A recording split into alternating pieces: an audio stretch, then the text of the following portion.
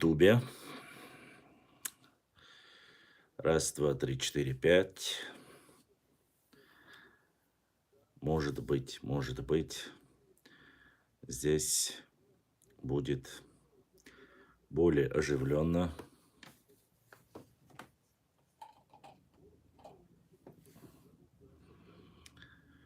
Посмотрим.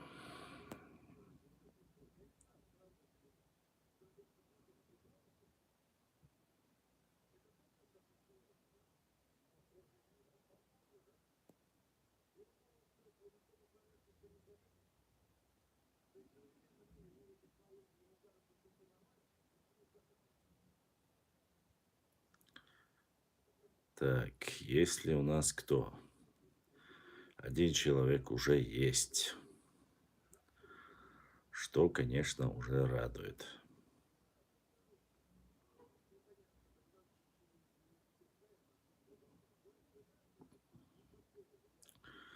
Три человека присоединилось к нам.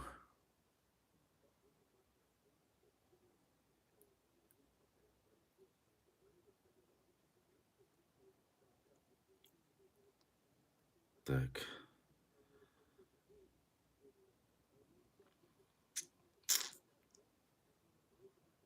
Наверное. Видно, слышно нас. Раз, два, три, четыре, пять. И мы в эфире опять. Уже 5 человек присоединилось. Собирается 6 человек. Ассаламу алейкум. Ва алейкум ассаламу рахматуллахи ва баракатуху.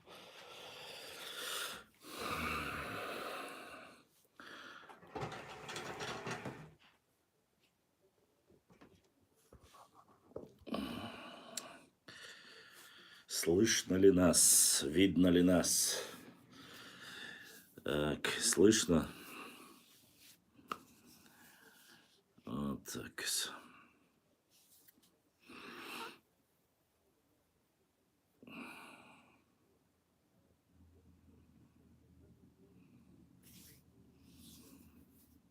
Башлам хорошо слышно. Ладно. Если хорошо слышно, пока у нас народ честной так собирается. Алейкум ассалам. Понемногу. Давайте мы начнем наш эфир с истории. Все-таки у нас исторический паблик. Вот.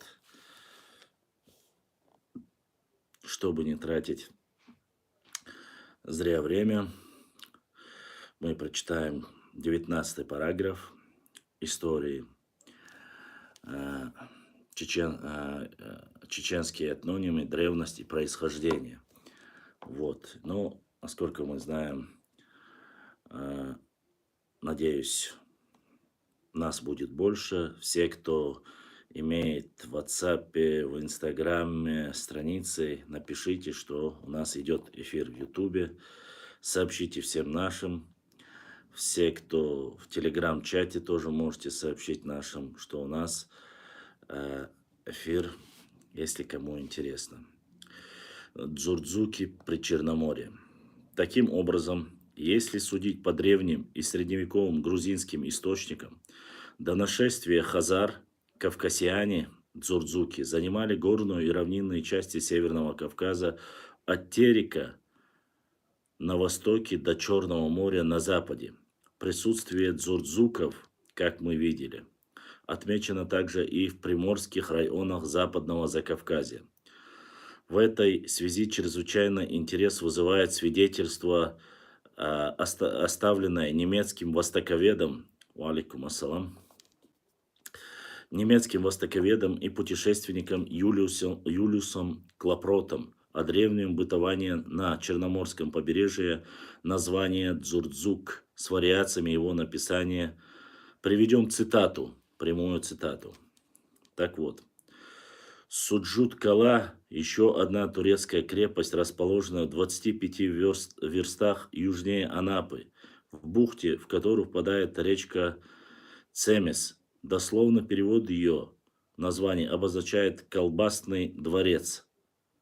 Колбасный дворец. Но среди черкесов она куда более пристойно именуется Дзуга, Цуккала, что означает «замок маленькой мыши», так как при ее возведении поблизости оказалось огромное число полевых мышей. После взятия Анапы турки и некрасовские казаки, жившие здесь вместе с ними, покинули эту территорию и переселились в Анатолию.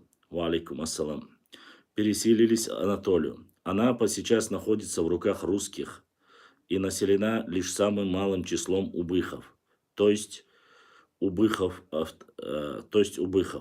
В городе только один каменный колодец со свежей водой. Эта маленькая крепость очень древняя и встречается на итальянских картах Черного моря под названием Цурцухи, Дзурусуки, Порто де Сусако и Порто Суако. Стены ее выложены из кирпича. Трудно отделиться от уверенности, что Дзурсуки, это слегка искаженной итальянской транслитерацией названия Дзурдзуки, которым на старинных итальянских картах обозначает крепость Анапу. И поскольку кавказиане, Дзурдзуки, в древности действительно проживали на Черноморском побережье, то вполне естественно выглядят топонимические следы их пребывания в этом регионе. Вспомним также приведенное выше свидетельство о древнем проживании дзурдзуков в провинции Колхидии, историк Давид Багратиони, о княжестве Шаро при черноморских районах Кавказа.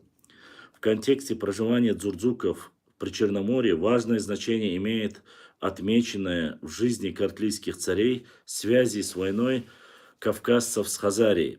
Имя отца Дзурдзука Тирет. Приведем соответствующую цитату. В ту пору усилились хазары и начали войну с племенами леков и кавказцев. Таргамасиане в то время пребывали во взаимном мире и любви. Над сыновьями Кавказа был владыкой Дурдзук, сын Тирита. Решили 6 таргамасианов искать помощи в борьбе против хазар. И собрались все племена таргамасианов, преодолели горы Кавказа, покорили пределы Хазаретии и воздвигнув города на ее подступах, возвратились. Отметим мимоходом, что, судя по древней армянской версии жизни картлийских царей, основная тяжесть войны с хазарами легла на плечи нахчийцев-дзурдзуков. В то время укрепилось племя хазрацев, стали бороться против рода Лекаца и Кавказа, которые от этого впали в печаль, просили помощи у 6 домов Таргома, которые в это время пребывали в веселье и мире, дабы пришли к ним для спасения, которые и пошли в полной готовности на помощь, и перевалили горы Кавказа, и полонили земли хазарца руками сына Тирита, Дуцука, который и призвал их на помощь. Учитывая, что легендарные первопредки кавказских народов у Леонтия Муравели носят имена самих этих народов, следует полагать, что Тирит, отец Турдзука, также обозначает какой-то древнекавказский этнос, причем не просто родственный, а идентичный нахчийцам-дзурдзукам. Действительно, целый ряд античных авторов – Дионус, Страбо, Плин и так далее – упоминают народ теритов, локализуя их в Колхиде севернее Колхов. При этом выясняется, что восприятие античных авторов тириты, ториты, териты оказывается самым тесным образом связаны с греческими божествами войны Аресом. Так, древнегреческий географ Павсений в II веке нашей эры в своем описании Эллады отмечает, что статуя Ареса, стоявшая в святилище по дороге из Спарты в Терапну была привезена из Колхиды, и что в этой местности Ареса называют теритом, прозывающим заимствованный у колхов. По мнению Павсания, слово «терит» означает «зверский», то есть по смыслу свирепый, воинственный, беспощадный, потому что, как объясняет античный географ, вступив в бой, нельзя иметь чувство корысти к врагу, подобно тому, как у Гомера сказано об Ахилле, как лев о свирепых, как лев свирепдобно тому, как у Гомера сказано об Ахилле, как лев свирепствовав лишь мыслит. Тем не менее, мы предполагаем, что название народа тиритов, торитов, теритов, ясно приступает разбранная нами в 16 главе основа тир, тор, тер в значении крепость, укрепленное поселение или его исходная проформа гора, скала, возвышенность, в обеих случаях отягощенная топообразующим суффиксом «т», сравниваем с названием финикийского города Тир, который означает «скала». И наш брат Адлан задонатил. Адлан, Аллах да асаадуэл, будиснег эзашка соудуэлил. Таким образом, названия тириты, ториты, териты по сути являются термином фонетического и семантического родственного этнониму дурдзуки, дзурдзуки. Показательно, что с Аресом оказывается связано тоже колхидские халибы. Касаясь родословного этого древнего народа, отраженной в древнегреческой мифологии, Булатбиев обращает внимание на то, что в аргонавтике Аполлония Родосского жил в 3-2 веках до нашей эры, отмечается, что халибами они названы от Арисова сына Халиба. Получается, что халибы, которые, как об этом свидетельствуют античные авторы, Геродот, история,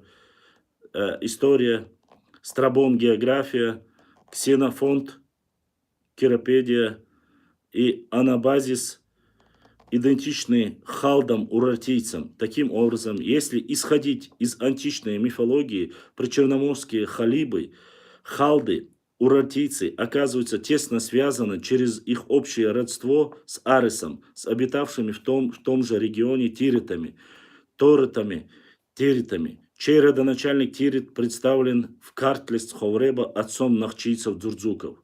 Связь теритов и торитов, тиритов с Колхидой может быть проявлена также и в том, что дочь колхидского царя имела от греческого героя Ясона 2 сыновей – Мермера и Ферета, Терета. Любопытно, что золотое руно, за которым приплыл со своим спутником в Колхиду Ясон, обозначалось словосочетанием «аурия», «тегра», а слово «терга», «руно», «овечья шкура» весьма близко по звучанию к чеченскому термину «тарга», «шерсть». Учитывая зыбкость датировок, опирающихся на древнюю мифологию, все же представляется возможным определить историческую эпоху, когда состоялось плавание аргонавтов в Колхиду для похищения золотого руна. Если исходить из Илиады Гомера, это плавание состоялось за 2 поколения до Троянской войны. Вспомним, с каким увещеванием сладкоречивый старец Нестор обращался к Агамемнону и Ахиллесу, поссорившимся из-за пленницы Берсиды, желая примирить их. И здесь уже идет непосредственно цитата. «Все обитатели Трои безмерно восхитятся духом, если услышат, что вы воздвигаете горькую распрю. Вы меж Данаями, первые в сонмах и в первых в битвах, но покоритесь, могучие. Оба меня вы моложе, я же древле видел знаменитейших вас броненосцев. С ним в беседе вступал, и они, не гнувшись мною, нет подобных мужей, не видел я и видеть не буду. Воев, какой Парифой Идриас, предводитель народов, грозный Искадий, Кений, Полифем, небожителям равный, и рожденный Эгеем Тесей, бессмертный подобным. Илиада, песнь 1, 255-260. Как мы видим, Нестор в молодости был современником Тесея, а Тесей, как известно, входил вместе с Гераклом, другими героями, в экипаж Арго. Немного выше процитированных строк Гомер пишет о Несторе, что два поколения уже современных ему человеков скрывались, которые никогда с ним в возрасте и жили. Илиада, песня 1, 200. Следовательно, Ясон, Тисей, Геракл и их спутники совершали поход за Золотым Руном на два поколения раньше начала Троянской войны, которая, по наиболее распространенной датировке, произошло в 1240-1230 годах до нашей эры. Два поколения, это примерно 50 лет. И итого датой похода аргонавтов мы можем считать 1290 год до нашей эры. То есть, по разным допущениям, конец 14 начало 13 века до нашей эры. Таким образом, если опираться на хронологию, выводимую из Илиады Гомера, можно предположить, что Тириты, Ториты, Териты, обитаемые в Причерноморье, Колхиды и страна Халеб, со второй половины второго тысячелетия до нашей эры, добавим к этому также и указание чеченских летописей, тепторов, на то, что предки племени Нахчу, то есть те же дзурдзуки, по пути своей миграции с юга на север, надолго оседали в Причерноморье, в стране Халеб. Об этом мы несколько раз зачитывали материалы у нас в эфирах. Вы помните, да? Не только на книге Хасана Бакаева, но и других исторических источников, грузинских. Если я не ошибаюсь, точно так же есть у Гурама Гумбы где-то упоминание об этом. Так что это лишний раз подтверждается. И как указывает в книге Сигаури то же самое. И как указывает Тептор, при продвижении далее на север предводитель племени Нахчу выдал своих сестер замуж за князей Абазака и сам женился на одной из абазакских княгинь. По мнению Семенова, под наименованием Абазак, отмеченное в Тепторе, следует подразумевать Абхазию. Однако, возможно также и то, что обозначение Абзак речь идет о причерноморских адыгах, абазинах или абадзехах.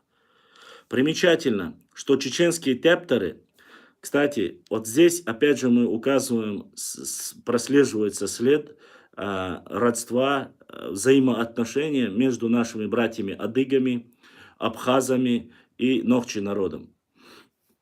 Примечательно, что чеченские тепторы указывают на то, кстати, и на нашей территории, если я не ошибаюсь, до сих пор есть Абзуайтайп.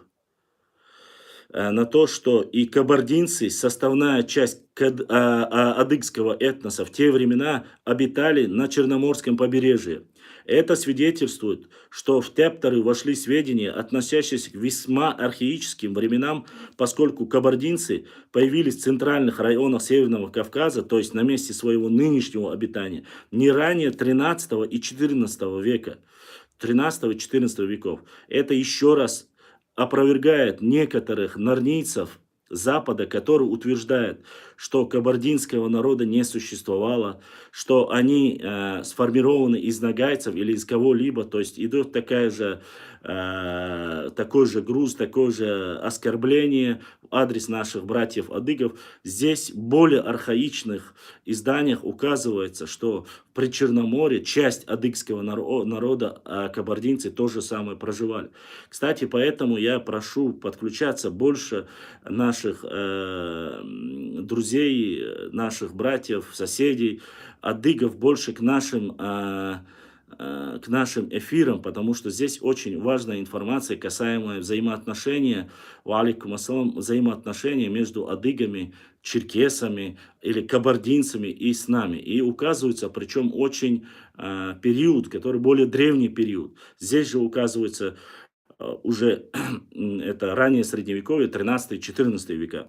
Кавказовед Марковин объясняет переселение кабардинцев на восток от прежнего места обитания тем, что равнинные территории Центрального и Северо-Восточного Предкавказья, ранее занятые Аланской конфедерацией, были опустошены татаро-монголами.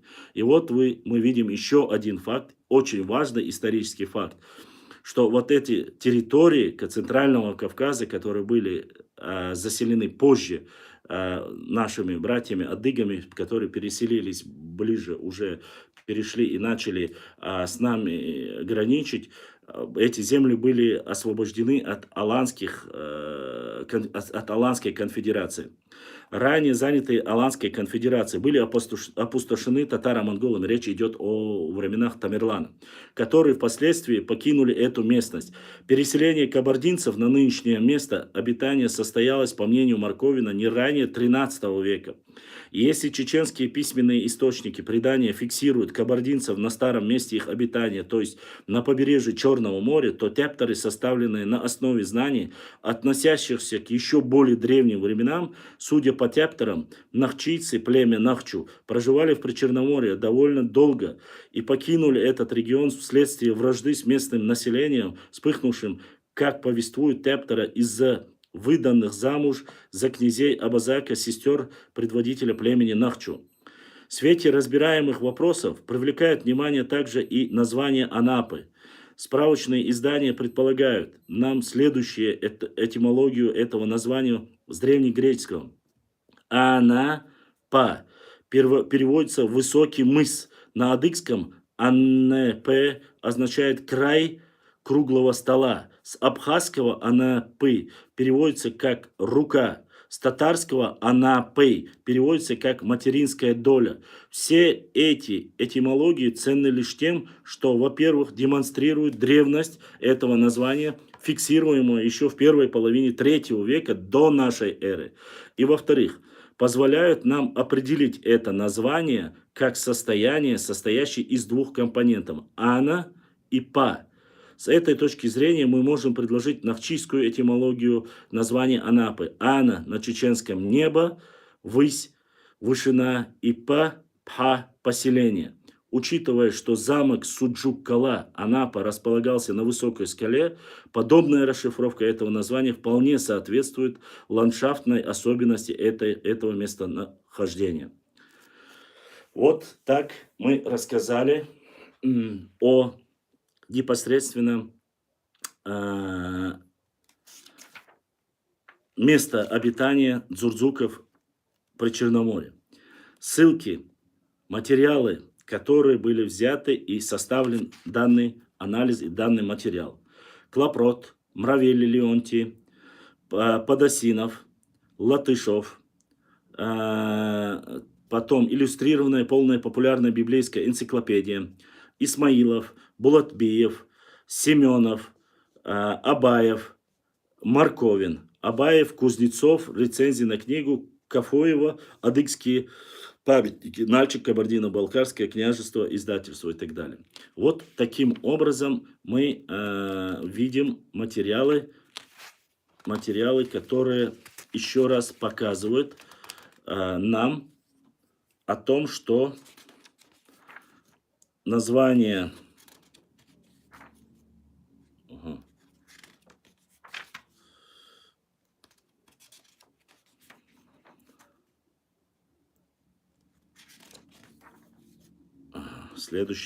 следующее, иншаллах, по материалам мы уже будем работать над названием чеченцы-кистинцы. Вот над этими этнонимы касаемо, но это очень объемный, очень интересный материал. Здесь о многих тейпах, таких как ченты, автохтонных тейпах и многих других тейпах, которые непосредственно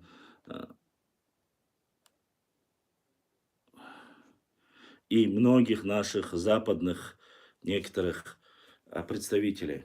И наш брат Адлан еще задонатил. Адлан дал свое, Адана дал духу ахвал. Огромное спасибо тем, кто поддерживает наш канал. за ваши донаты, за поддержку. А, Опять же, хочу сказать всем желающим, всем, кто даже проживает в Европе, без всякой проблемы, донатить можно. И вот через программу Donation мы можем спокойно, вы можете спокойно донатить, и донаты доходят. Для нас никаких проблем нету. В принципе, у нас карты работают, есть свифтовая карта, которая работает не под какими ни санкциями, поэтому мы можем спокойно, тот, кто желает, помочь нашему каналу и поддержать наш канал.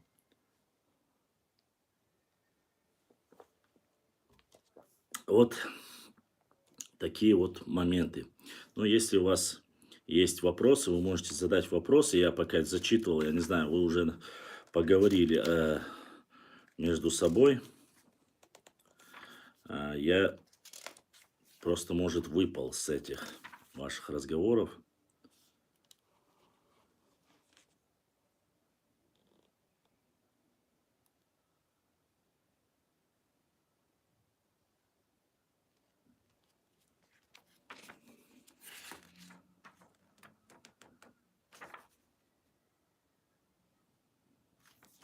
Здесь есть еще один параграф, очень интересный. Дзурдзуки и бунтурки. Вот такой параграф тоже у нас есть, который мы можем зачитать и тоже обязательно, иншаллах, обсудим. Вот.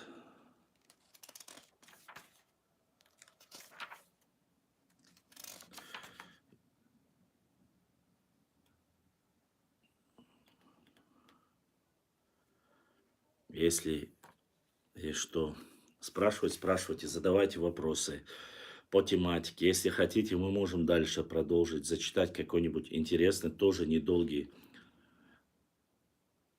Бунтурки нет, я не думаю, что это нарнийцы, конечно. Из-за слова бунт ты имеешь в виду, маловероятно, но как версия очень себе тоже интересно. Нет, бунтурки это не нарнийцы, конечно же. Это не нарнийцы. Если вы хотите, я могу зачитать здесь буквально раз, два, три, четыре страницы, если вам интересно. Это в основном про Грузию. Вот.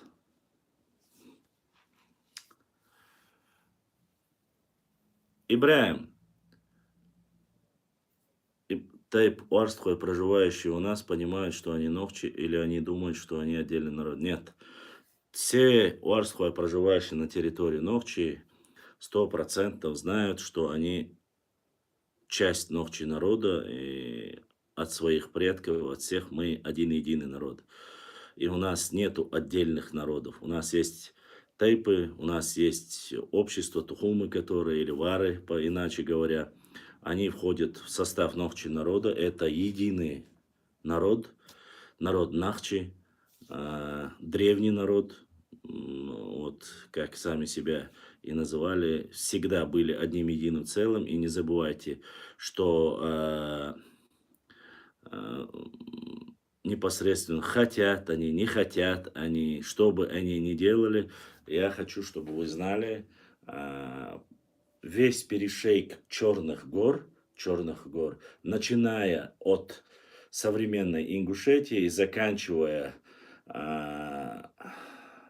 рекой Сулак, Гуайхи на нашем языке, проживали вот этой полосой Черные горы, это лесистая часть, проживали в основном по всей территории, проживали Уастхуа. И никакой это не отдельный народ, и никогда он не был отдельным народом. Всегда были и есть это вот защищающие предгорья наши вот тайпы, которые ничем не отличаются от остальных тайпов. Единый массив, единый язык, единая культура, все одно и то же. Единственное, на сегодняшний день так получилось, что они находятся между ингушами и чеченцами.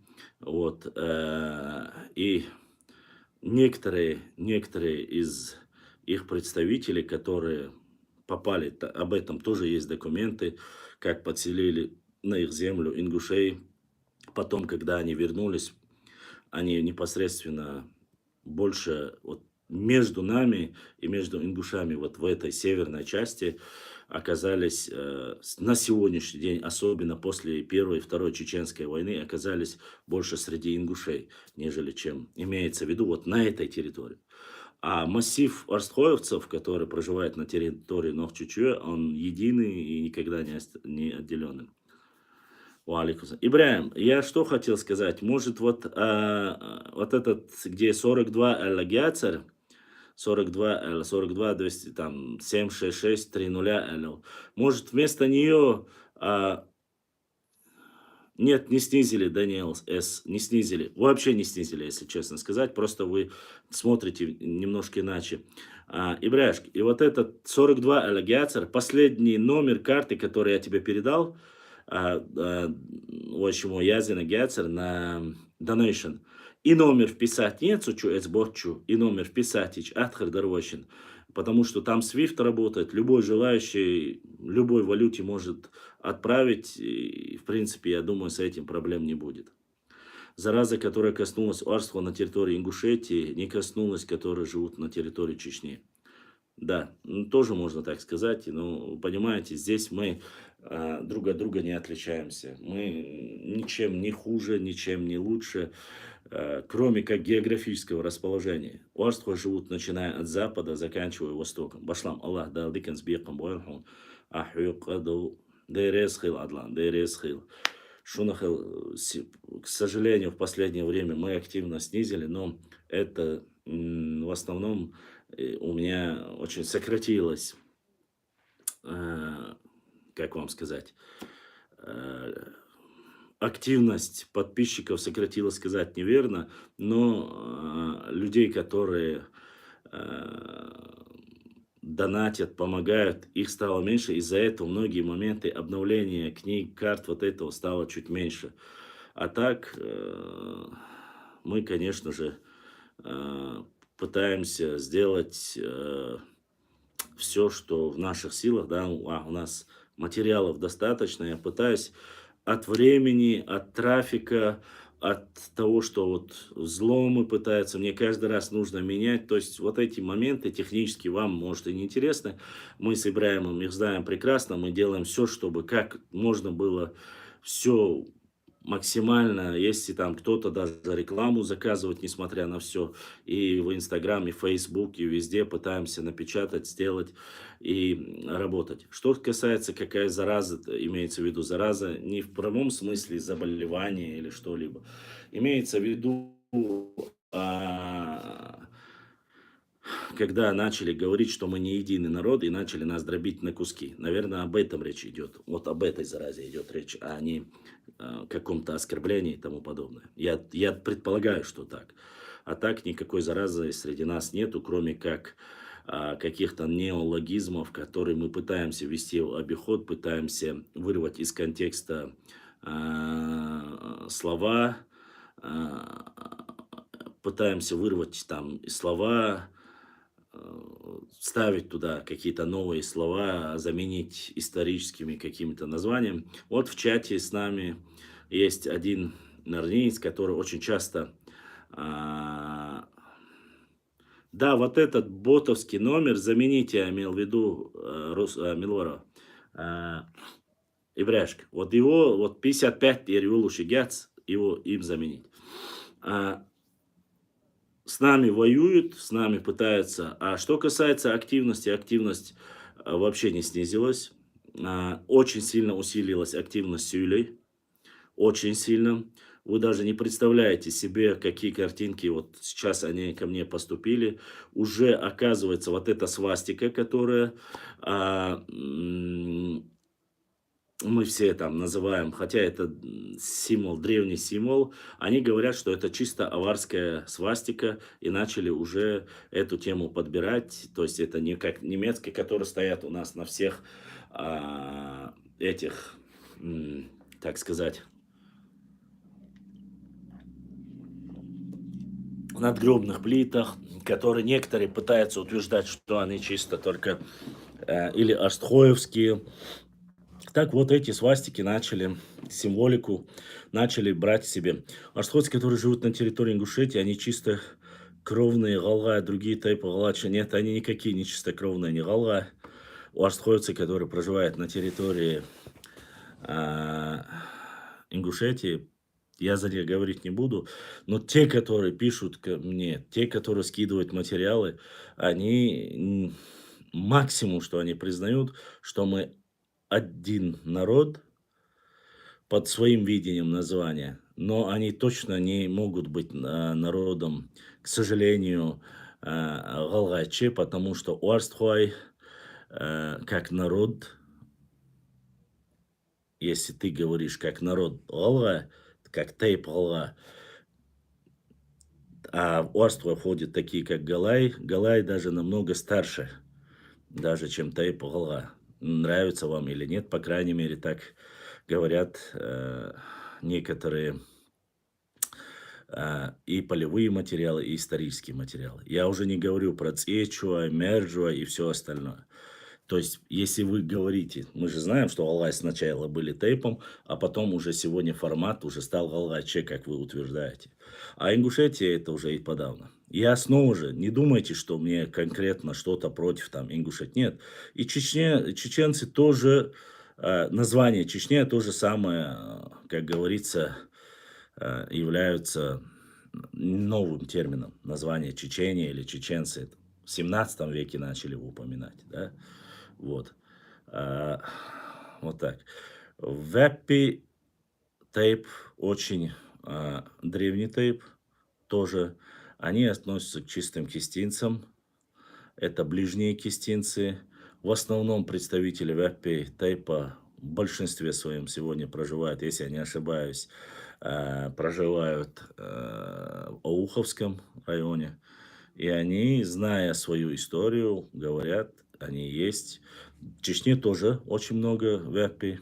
Я встречался в городе Грозном, проживают, в Курчалойском районе проживают, в Гудермесском районе проживают веппи. И они вообще говорят, что всегда, сколько помнят, ну, по крайней мере, последние 200-300 лет, те, которые вот остались, а, я не Баглам. Ты свое название посмотри, поэтому я не говорю никому оскорблять. Это не канал, чтобы кого-либо оскорбляли. Мы говорим об истории, в принципе, как задают вопросы, так и отвечаю. Вот, по крайней мере, как ты написал свое название своего канала ютубовского, посмотри.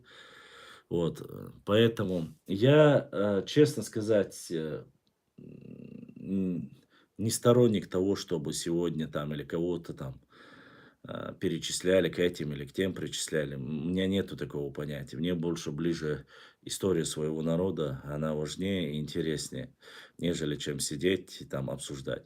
Что касается атак, интенсивность атак снизилась и так далее и тому подобное. Ну, даже вот буквально вчера, позавчера в YouTube опять Совет Старейшин что-то там урегулировало. Если я так правильно понял, мне скинули, создали комиссию, якобы 30 а, человек, которые имеют право вообще обсуждать границу между Чечней и Ингушетией. Но я так понял, что это со стороны Ингушетии, Совет Старейшин или кто-то, они якобы указывают.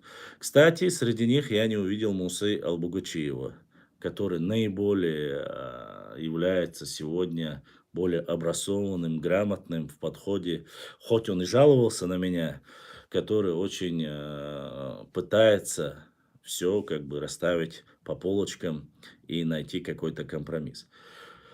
Вот. А что касается работы по противодействию, я просто не забывайте, что месяц Рамадан, многие фейки я не закидываю, дабы, чтобы люди не начали опять говорить что-то, либо приписывать и добавлять к разным там оскорблениям и так далее и тому подобное. Мы пытаемся максимально придерживаться, так сказать, правил регламента нашего канала, без оскорбления, без матов,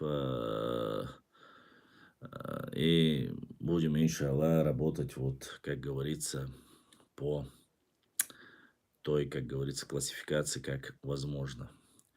Вот такие вот дела. Здесь говорят про историю ночи, кому не нравится ваша проблема, да. Да, конечно же. Здесь нет. Здесь, конечно, говорится и про наших братьев-адыгов. Я отвечаю на все вопросы. Но вот эти моменты, которые, так сказать, межрегиональные, вот, в историческом плане, я могу ответить, но углубляться я не хочу, потому что это их регион, это их история. Пускай на свою историю говорят все, что хотят. Если они не вмешиваются в нашу историю, мне дела нету до них. Но указывать там исторические башни Чеченской Республики на территории Чечни, которая находится, они начали писать, что якобы это Мужган, и это территория, якобы эти башни а, являются там, грубо говоря, а, ингушскими. Это как закидывают некоторые нейрохирурги и все остальные. Ну что, салам алейкум, ва алейкум ассалам, амин, массериду алманаш хобал. Это непозволительно. Э, И свое нам чужого не надо, а, но и свое не отдадим. Башлам, прочти коммент, не хочу снова писать. Пишет мне Расул.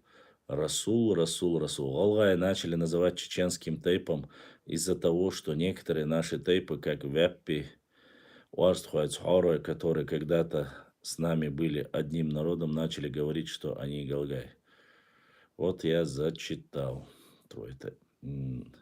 Послушайте, уважаемые братья и сестры, нам, мои админы, мои братья, сестры, я вас прошу, если они не матерятся, пускай пишут свои байки, пускай высказывают свое мнение. Нельзя, не надо блокировать сразу.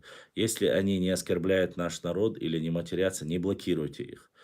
Пускай высказываются. Почему? Потому что я хочу, чтобы люди знали, что они думают, что они говорят.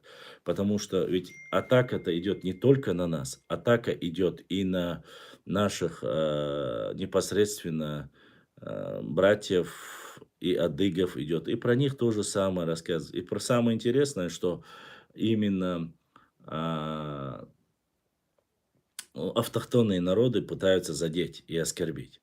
Вот что самое интересное.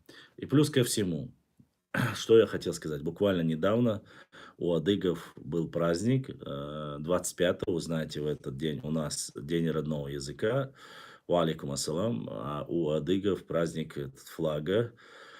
Самое интересное, самое важное, вы знаете, я много не опубликовал, но и все-таки, оказывается, день вот этого флага адыгского отмечался, я хочу вот сегодня в эфире это отметить, он отмечался по всему миру. Я видел много из Европы, особенно сильно отмечали в Турции. То есть развешивали флаги, застолья большие. Это реально очень сильный праздник. В России, может быть, он не сильно отмечается, но по всему миру, где проживают адыги, вот как-то странным или не странным образом, вот со всего мира, вот где проживают адыги, отмечали, мне начали присылать фотографии, видео присылать очень много, начиная от Новой Зеландии, заканчивая Турцией, ближневосточными странами, они очень сильно празднуют этот праздник, с чем мы и поздравляем наших братьев-адыгов. Башлам, этот нарниец специально написал неправильно твое имя, даже не извинился после замечания. Оша, я понял, Марк, ДРС Хилл, но он показывает только то, что что он является безграмотным бараном. Ни больше, ни меньше. Взрослый человек сидит, пишет такую ерунду. Я думаю, что это неотесанный чурбан, если не знает даже, как писать, это проблема этих людей. Башлам, ты объясняешь очень доходчиво, но некоторые не хотят это признавать, но это их не проблема. Главное, правда за тобой. Нохчо. ДРСХ, наша цель максимально объединить Кавказ, максимально призывать к миру, к согласию, но без лжи, но без оскорбления. Если есть какие-то исторические моменты, мы их, конечно, готовы обсуждать. Вот. Без оскорбления, без всего лишнего. Если у нас какая-то аудитория небольшая, там 40, 50, 60, все со временем меняется. Вот. Сегодня просто-напросто Россия вообще полностью изолирована в основном по социальным сетям. Я даже если я захожу в Инстаграм, вы знаете, да, 25, 30, даже 40, 50 человек, когда начинают выбрасывать там, попробуйте зайти позже. Полностью с канала выкидывает. Почему? Потому что вот то ли это делают российские, то ли это делают, хотя я сомневаюсь, что это делают совсем вот, трансляция, когда идет одновременно, они выкидывают с Инстаграма, оставляют, если вар. Башлам, ответь вопрос, если вар. Что ответь, если вар? Алекс, если вариант ты имеешь в виду? Задавай вопрос, отвечу. Нохчи это народ или тейп, Башлам? Нохчи это народ. Нохчи никогда не был тейпом. Вот. Дзурдзуки, что вы хотите? Нохчи это кам, это народ, и он никогда не был тейпом. Вот. И мы никогда ранее тейпа такого не было. Самоназвание нашего народа Нахчи. Вот. Более древней транскрипции, более современной, уже плоскостной, на плоскостном говоре или диалекте. Сегодня, уже ближе к 20 веку, мы начали писать через О. Но и Нахчи, и Нохчи это синонимы, это одно и то же. Никакой разницы между ними нету. Что касается имя и пророка, Нух, Ноах, Нох, это, как бы говорится, одно и то же. Башлам, один норнеец писал, что Нохчи – это название разных народов, таких как Орстхо. Нету народов Орстхо. Это не народы. Это тупой человек, который писал. Во-первых, ни чеберлойцы, ни отличительная черта любого человека, любого народа – это их язык. Понимаете? Это их культура, это их архитектура, это вот все, что касается. Но не может быть идентичных два типа, то есть это то же самое, если Беной скажет «мы народ», если Алрой скажет «мы народ», Гуной скажет «мы народ», и вот таких народов будет 150 у нас. И все мы говорим на одном языке, и у всех у нас одинаковые адаты, и все у нас одинаково. Но только вот умственно отсталые, просто со своим внутренним эгоизмом, даже Орстхой, как Вар, как Тухум, один из наших, часть нашего народа, тейпы, которые в нем находятся, Цьечуа, Мержуа, Гала и так далее, там, они даже друг другу по ДНК, это не один, даже не один тейп. Есть ближе к каким-то другим чеченским тейпам, есть нашхоевцам и все и так далее, тому подобное. Нету понятия нахи. Нету такой. Нахи это придуманный, название придуманное непосредственно Мальсаговым и Яковлевым. До 1920 года название Нахи и войнах не существовало. Никогда. Вот что. Никогда в жизни их не было. Поймите, ни в одном тепторе нигде не указывается. Полное название Нахчи, Нахчиматьянг. Янг это убирая. Нахчиван.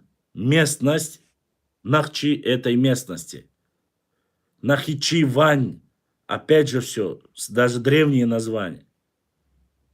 И только тупой, необразованный человек может утверждать такие вещи, который не понимает ни в истории, ничего, просто глупо толкает вот свою идею, чтобы, как говорится, со своей больной головы на здоровую. Вы должны это понимать. Для этого уже последние 3 года мы провели сотни часов лекций. Мы зачитываем материалы. Эти материалы написаны не чеченцами. Понимаете?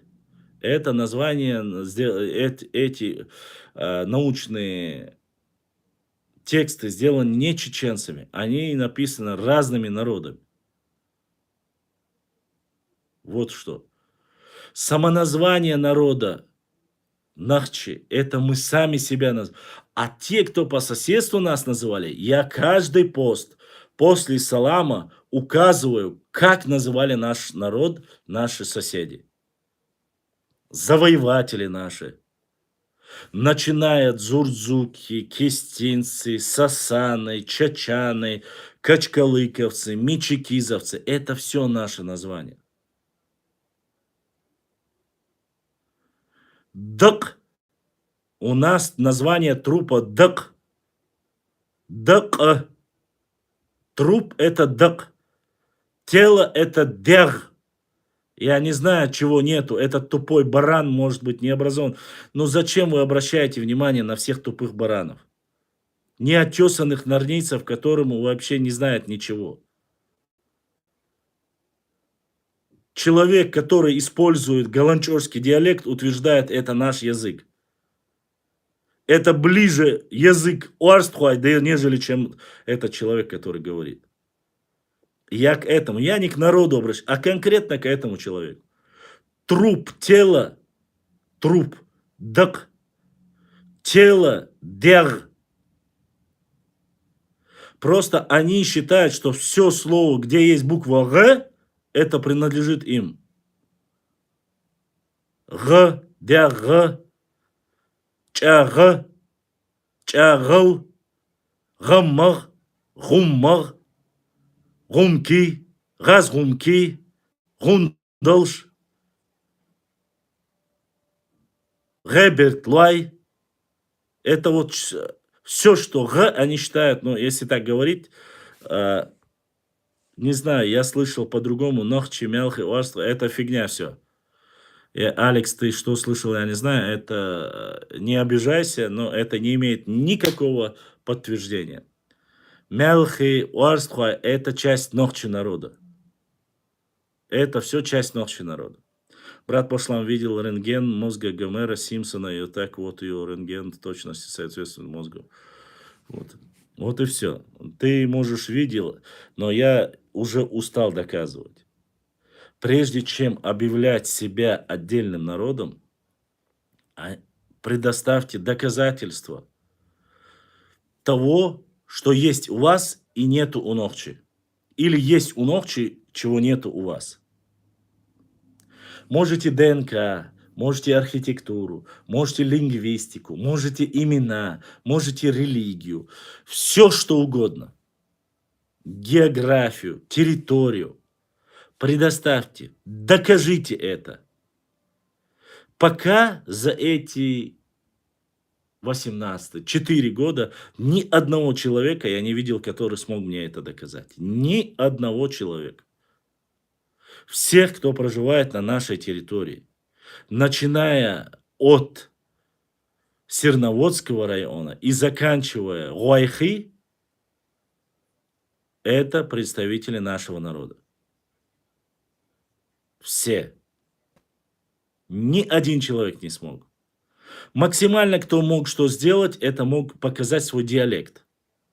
Но опять же, мы проверяем лингвистов, которые занимаются, которые утверждают, в чеченском языке 7 диалектов и 10 говоров. И все они присутствуют на нашей территории. Все тейпы, которые мы перечислили, 99% это все проживающие на территории, исторической территории Нохчичуя, Дзурдзукети и Кистети. Они никогда не были за пределами. Да, мы потеряли такие тейпы и небольшие селения, которые перешли к Грузии. Есть представители нашего народа, которые огрузинились. И об этом мы говорим. Часть там сванов, часть тушин и все и тому подобное. Но ни больше, ни меньше. Есть часть, которую мы потеряли в Дагестане, которые являются исконно чеченскими тейпами, но сегодня говорят на сюйле языке и почему-то под влиянием чего или что, какие они там пытаются. Хотя с многими Азамат с ними проводит дискуссии, тогда они признают. Когда сегодня начал ДНК-тест показывать о том, что они не родня сюйле и вообще не имеют к ним никакого отношения, эти люди начали уже частично признавать, что они наши тейпы. Назвать эти тейпы я не хочу. Не хочу, потому что большая часть этих тейпов проживает у нас. То есть какие-то части этого тейпа проживают сегодня географически на территории Дагестана. Что Гунуай, Варандуай не имеют никакого отношения ни к православию, ни к казакам, кроме того, что они женились и крали их женщин, потому что они были красивыми, белыми и чуть-чуть. Вот только это родство было между нами. Ни больше, ни меньше. Видеоролики, которые есть, вот между казачеством у нас были родство, куначество и так далее. Вот это и есть. Почему? Потому что левая сторона Терека принадлежала Нохчи народу. Вплоть до Карнагайских степей. Когда начали стеснять оттуда вот чеченцев, и Ермолов окончательно, первая Кавказская линия, мы знаем по Тереку. Вы посмотрите, как на левом берегу Терека просто-напросто напичканы были вдоль всего этого до Моздока. Каждый кусочек чуть ли был не напичкан этими станицами, чтобы чеченцы не переходили дальше на север. Не делали якобы набеги, но эти земли исторически принадлежали Нохчи народу. Варандуай, Гунуай, Цьечуай и много других тейпов, и включая и Эшбатуай, и Бенуай. Там эти земли были. Это было место Хизлар-Качос до Каспийского моря, выход на Каспийское море. Там в зимний период скот весь, Нохчи народ с гор спускал, и это место пастбищ было там. И даже после того, как Ермолов выбил, освободили часть от Прикаспия, между речи Терека и Сулака. Почему чеченцы делали набеги все равно туда? Потому что это были их исконные земли. Вне всякого сомнения. Они знали каждый отмель и все знали. Нападали на терских казаков, те, само собой, убивали этих. Ермолов описывает это, в его записках указано, сколько миллион баранты там отогнали у чеченцев. Как натравливали калмыков на чеченцев, ну, на Нохчи народ. Есть тейповые тепторы, таких тейпов, как Шонуай, как Гунуай, как Дышни, которые проживали, как Мелхи. Они проживали, Эхки проживали до самого Каспийского моря. Они занимались рыболовством. У нас есть названия морских непосредственно и кораблей, и термины морские на чеченском. Я несколько раз печатал их. Можете спуститься, посмотреть. Да, нас оттеснили. Да, наши территории сократили. Но на то была причина. А причина эта заключалась в том, что войнюк абарт бац. И мы считаем, если какой-то оттуда вот тейп, не касающий тебя, отторгнули или откинули назад к нам вглубь, а это меня не касается. А многие так не делают. Посмотрите сегодня сюли, которые никогда в жизни не находились на Каспийском море, имеется в виду, не граничит. Они на всех картах теперь от гор до самого Каспийского моря написали сюли, Сюлистан. И они сегодня доказывают, что это их земли. Хотя там их никогда не было. Максимум те, кто жил, это были гунки с нами по соседству. И с другой стороны, это были нагайцы. Ноги и гунки с обоих сторон. Вот кто с нами граничил на этих территориях. Но сюли никогда не было. Терские казаки тоже появились там позже. Кажется, после нагайцев через лет 200, кажется. Вся наша проблема всегда заключалась в том, что Вайбарцахала. А с кем у нас были какие-то хорошие взаимоотношения? Я же вам зачитываю. Адыги, черкесы обращались, когда нужно было прогнать общего врага. До самого Эндари они призывали своих братьев, соседей, чеченцев. Были ли они? Да, они тоже земли захватили чеченские. В то время, когда мы были оттеснены в горы. Но среди всех остальных 3 наших соседей черкесы ушли в основном добровольно. Потому что местный народ, который князья, подчинялись этому князю черкесы, адыги, всегда добровольно поддерживали чеченский народ, они знали и не поддерживали непосредственно своих князей. Башлам, а почему у вас тогда язык почти одинаковый с ингушами? Э, Алекс, у тебя проблема, кажется, языковая проблема у тебя. Не у нас. Ты посмотри, когда появились вообще названия, автономия, область, вот, и тогда поймешь. Я не хочу, ты зашел, ты начинаешь там рассказывать, мне пургу рассказываешь ты. Это пурга, ты взрослый человек, понимаешь? Как может быть диалект или говор сравнить с языком? Одинаково, потому что мы один народ. Мы были одним народом. Одним единым народом. Потом часть нас при поддержке, я не знаю, собственных амбиций, царской России, отделили часть. Пытались отделить и вторую часть, орстхоевцы, при имаме Шамиле. Но орстхои сделали осознанный выбор и остались со своим народом. И в этом плане они поддержали имама Шамиля. За что и были наказаны, сосланы под разными предлогами. Вместе с 1500 семьями чеченцами, мухаджирами ушли на Ближний Восток. Промыли ли им мозги после этого? Сегодня многим из них, не всем, промыли им мозги. В понимании у многих из них они ногче чеченцы. В понимании у некоторых они начали себя называть войнахами. Но нету такого понятия. Войнахи – это единый народ. Это термин, обобщающий нас. Но нету, как народа в войнахе нету. Названия такого нету. Нахи и войнахи – это неологизм. Доказано учеными, лингвистами. Это сам об этом пишет Яковлев, еврей, лингвист, который наш язык уже переложил на кириллицу. И его заместитель, помощник Заурбек Мальсагов. Когда ему сказали, как сами себя называют чеченцы и ингуши, а это уже время, когда нас поделили, он сказал, что нас называют вейнахами. Наш народ. Вот и все. До этого термина не было. И я разговаривал с представителями Иордании, Сирии, Турции.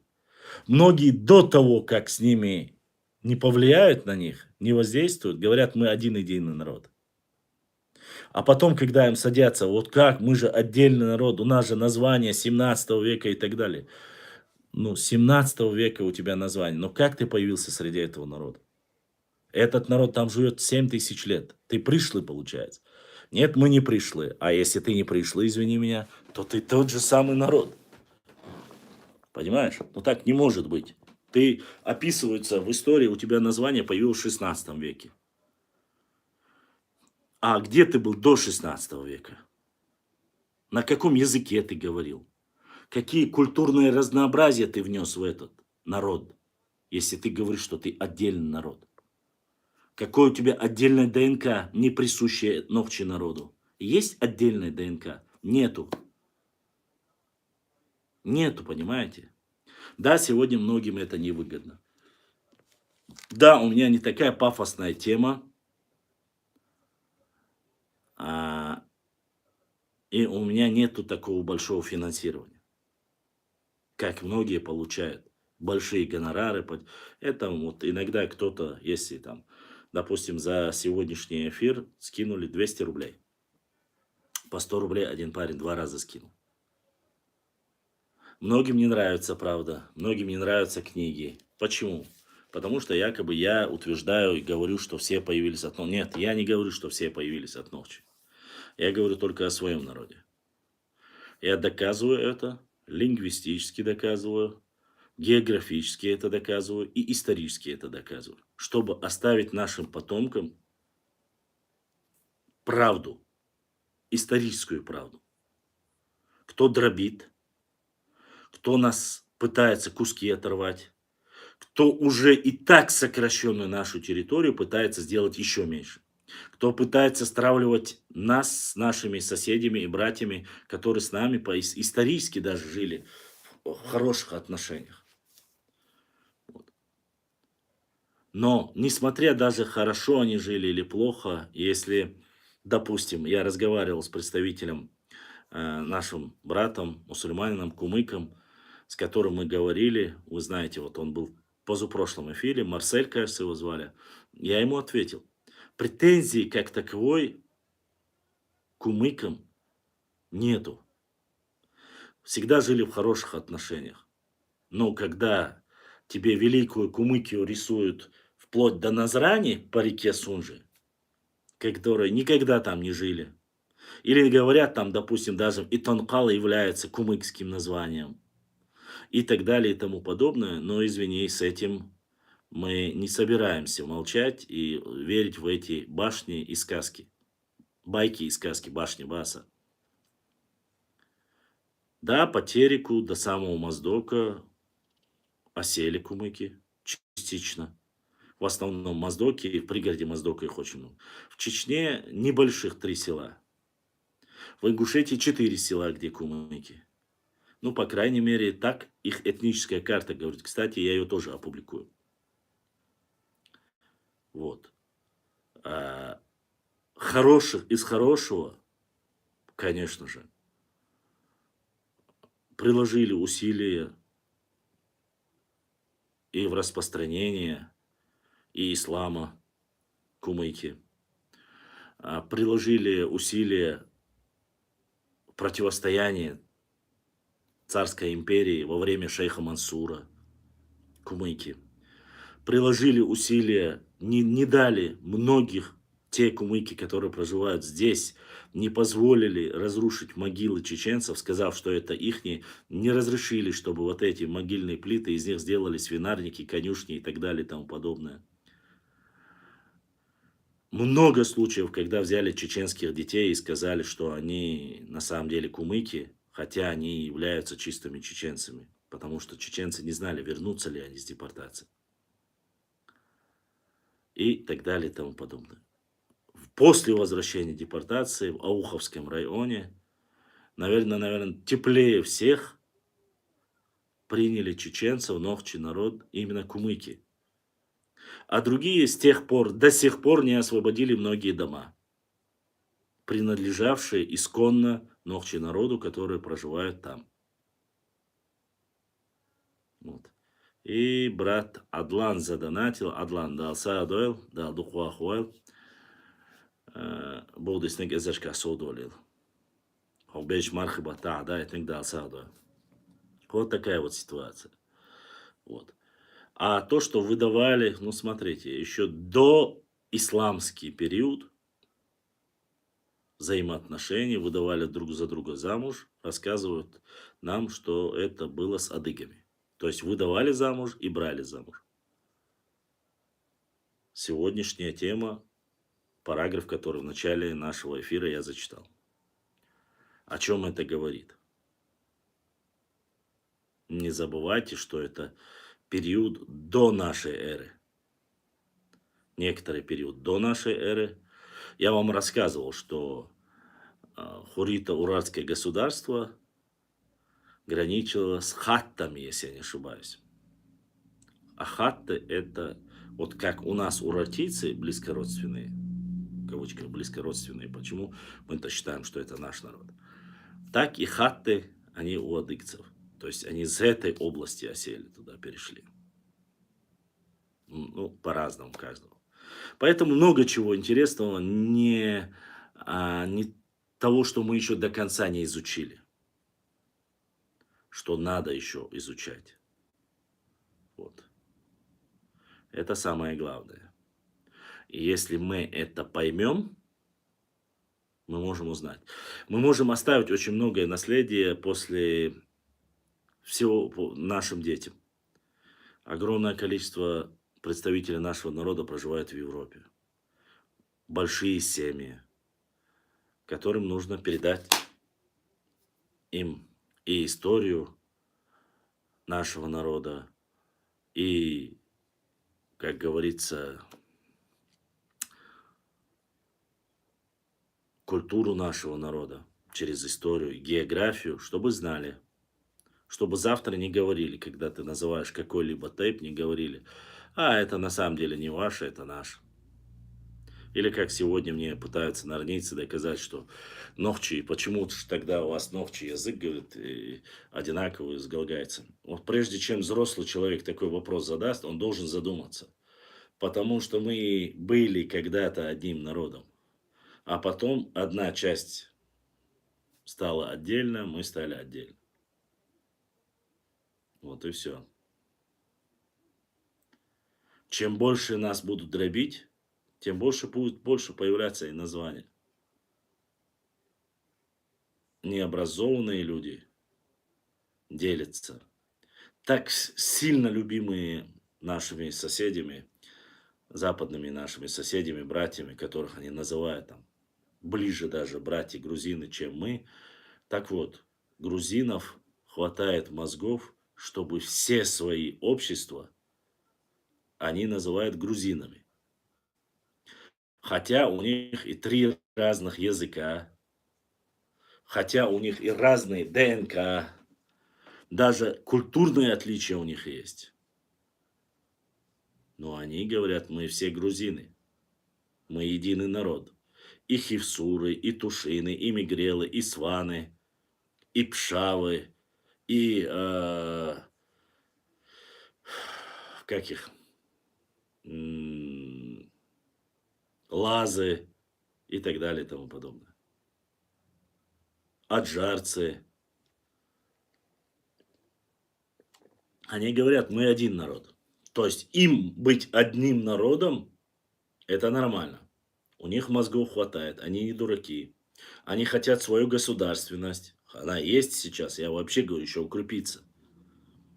А мы, являясь меньше их, даже не являясь отдельными странами, являясь субъектами федерации, пытаемся еще больше раздробить свой народ. Не являясь представителем моего народа, он заходит и говорит, Уарстхуа и Мелхи и Чеберла – это отдельные народы. У меня вопрос к тебе. А ты кто такой, чтобы это говорить? Ты сам мой народ? Ты представитель моего народа? Если ты да, мой народ, я тебе говорю, предоставь мне доказательства. Скажи день, час, и я выйду в Телеграм. В Телеграме мы можем в присутствии всех провести прямой эфир. Будет видно твое лицо, будет видно мое лицо. Мы анонсируем, и ты приведешь свои доводы, я приведу свои доводы. Даже без всяких там книги и все остальное я даже брать не буду. В простом диалоге с тобой я готов. Я не ученый, я блогер. Я представитель этого народа. И я 4 года призываю вас, говорю, хадюль, докажите мне, что Мелхи, Уарстхуа, Чеберло, Шатуа, да любой ногчи тайп, Тохумвар, что это не мой народ, докажите, бас. Докажите. Я не говорю, Галве я не говорю. Сирноводский район, все, что там, меня не колбасит. Оттуда до Сулака, аухой мах качался. Аухой мах диха гойхите качался. Проживающие. Докажите мне, что вы не мой народ, не часть моего народа. Покажите мне свою историческую родину, которая не входит в часть моего народа, моей родины, моей культуры и так далее.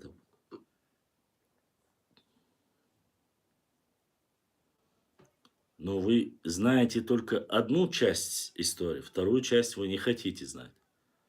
А между прочим, Сюэли утверждает, что вот эта свастика, которую Уарства называют своей, хотя я вам много раз доказывал, что она ничья, это древний символ. Они говорят, что это монгольская свастика, что это аварская свастика 6 века. Hinzhoş da bülbüller, Sülü da bülbül, Bor şey yubak, İznak şey yubak, Boyni şey yubak, Да Аргунала, Чех и Лабах, вам ничего это не напоминает? Хош, ца Шамиль даже, Шейху Бошвал, и вот Китец Цават, фактически. Цанау, хош, Вахошин, Мукауш, Вахошин начали. То волк у них, то свастика, их то башни там свои имеются. Красный горшок утверждает, они аварского типа, говорит, башенная культура Восточной Чечни. Но только дебил может. Трехкратный дебил. Он же говорит, он трехкратный там, я не знаю, историк. Конечно, это будет отображаться, потому что граничили с восточной частью с кем? Сюли. Какие-то небольшие сдвиги будут. А Хойст, башня, которая находится полностью по типу совпадает с грузинскими. А мы, эта часть не граничит с Грузией даже. Почему она не аварская, если это так? Это проще. А кто им дал информацию до Красного Горшка, который якобы владеет доступ ко всему, там, в Ахуште, Багратионе, Чачане, Низе, там мы вверх, надо вот на это давить, на это давить. Да нифига не выйдет. В Ахуште, Багратионе это один из цепочки звена. Грузинские ученые, которые 300 лет уже доказывали, говорили, что Нохчий народ существует, есть название с 1310-1314 века, армянские ученые, которые 7 века утверждают. То есть они все ничего не знают. А эти, которые появились сейчас, от горшка два вершка, знают все. В советское время. Единственное, что они позволяли, вот эти туземцев и так далее, и многие ученые, которые даже знали, что совпадает с Хурита-Уральской истории 90% совпадает чеченские, даже в этом случае они говорили близко родственные чеченцам и ингушам. Ладно, поскольку сегодня. Даже в то время не хотели признавать. А Виноградов они все указывают, где находилось Аланское царство, где была столица. Это все есть, это не новое. И нельзя сказать, что Виноградов был, нет, не лезгин, он лакец. Половина лакец, ну, половина неважно кто. Не лезгин он. Лезгины к нам очень хорошо относятся. Очень хорошо. Со всем уважением. Вот. Лезгины хорошо относятся. А вот те, которые граничат с нами, у кого вечно земельные претензии, вот они пытаются как-то огрызаться. Но благодаря тому, что войну Аббас Цахалар в некоторых случаях у них получается. Некоторые приходят там с этим флагом, начинают вот эти космополиты Уэй, Ца, Мадей, Уэй, Бусул. Бусул бду, Уэй, Ца, ду. 2600 домов отдайте ауховцам. Отдайте. Это 2000, это часть Нохчи народа, почти 200 тысяч человек, которые проживают там. Почему вы не отдаете им землю? Их дома. Почему вы не позволяете им их свои села вернуть в свои исторические названия?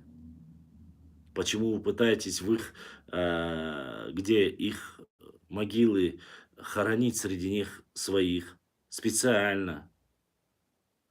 Хотя до этого никогда там ваших могил и не было. Мы это все знаем. Но мы молчали. А сейчас, получается, Нохчи начали возрождать не только свою республику, начали возрождать свою историю. Чабанам не позволяют пасти, где они хотят, на территории Чечни свой крупнорогатый скот, мелкорогатый скот. Таскать все не позволяют. Вырубать деревья со своей территории тоже не позволяют. Конечно, не нравится. Андийцев не отталкивают. Дидойцев не отталкивают, которых тоже хорошие взаимоотношения с нашим народом. А это не нравится. А как могло быть иначе? Неужто вы думали, что всегда у нас будет течь кровь, а вам верблюжье молочко? Так не бывает. Мы изучаем историю. для того, чтобы не допускать исторические ошибки. Мы изучаем историю, чтобы жить в мире и согласии, и каждый на своей территории. Нам неприятно, когда рассказывают сказки, выдуманные сказки, страшные просто-напросто, ну, такие просто, от которых просто смешно самим. И причем это все не подтверждается исторически, ваши байки. Они сразу разваливаются. Вы говорите, что было наше государство, но не можете показать ни одного захоронения. Вы порисуете карты, ваш красный горшок говорит, что там Даргуна, все были наши земли. Ну где? Приведите. Покажите могилы. Хотя бы 100 могил сюлинских покажите. Покажите. Города свои, вы же великая цивилизация, вы говорите, у вас были государства. Покажите хоть один город. Но за 100 лет, за 200 лет существования на территории нашего народа, Нохчичуя, вы говорите, что у вас была здесь и так далее. Покажите свои построения, покажите свою культуру. Где она? Где влияние? Почему даже 10% из Нохчи народа не говорят на сюлинском языке, не используют сюлинских слов? Из 100%, если там 0,05, если есть что-то. Языка нет, культуры нет, захоронений, могильников, кладбищ нет, то о каких претензиях или о каких сказках или каких-то исторических догмах вы можете говорить? Окей, я могу понять. У нагайцев есть, нагайцы воевали, оттеснили нас. У кумыков тоже должно быть частично, конечно, не на нашей территории в основном, но у междуречия Терека и Сулака, потому что мы всегда жили вместе. У них тоже есть и захоронения, есть какие-то там могильники. У нагайцев есть, у унки есть, а у вас нету. У адыгов остались немножко в Малой Кабарде. Еще пока существует. Хотя мы знаем вандалистские отношения, где тракторами убирают все остатки адыгских могил. Мне об этом рассказывали и показывали, где трактором просто пытаются убрать и уже делать там другие могилы или участки. Это нельзя так поступать. С учетом того, что это мусульмане. Даже если это православные, нельзя так поступать. Но это делается. Ну, каждому человеку свое. Но факт останется фактом. До продажи беком черкасским земель Малой Кабарды, то есть Адыгеи, Черкесии, между нами не было никого. И граничили мы с адыгами.